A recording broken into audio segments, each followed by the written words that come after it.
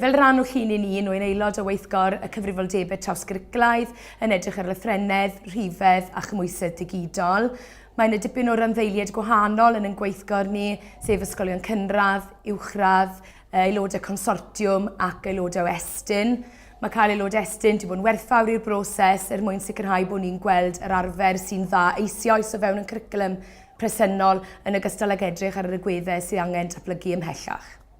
Rydyn ni'n ymwybodol iawn bod llythrennedd a rhifedd a chymwysedd digidol yn mynd i fod yn allweddol iawn i'r cwricwlwm. Rydyn ni wedi bod yn edrych ar fodelau ryngwladol yn ogystal â rannu arfer dda sy'n digwydd o fewn yn ysgolion ni eisoes.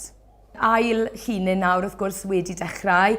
Mae gen i ni aelod y staff a fydd yn rhan o'r dyniaethau ac wrth gwrs rydyn ni'n ymwybodol iawn fe fydd llythrennedd, rhifedd a chymwysedd digidol yn bwysig iawn ac yn gyrru'r meysydd dysgu ymlaen. Mae'n bwysig iawn bod nhw'n rhan o'r broses hefyd oherwydd bydd y cwricwlwm newydd yn effeithio ar bob ysgol.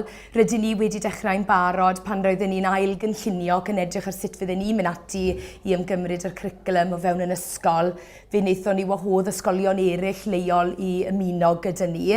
A'r bwriad nawr hefyd fyddwn ni'n gweithio gyda'r ysgol gyfun lleol mwyn ehangu'r gair gyda ysgolion y clwstwr. Mae'n hyfryd bod y athrawon sy'n ar lawr y dosbarth yn cael y cyfle i roi mewnbwn i'r cwricwlwm newydd, oherwydd wrth gwrs arno ni fydd yn effeithio yn bennaf ac ar ein disgyblion ni. Rydyn ni'n ymwybodol iawn o beth sy'n digwydd yn dda gen i meisoes a'r pethau mae angen i ni ddatblygu, a mae'n dda bod y Llywodraeth yn ystyried yn bod ni'n rhan allweddol o'r broses.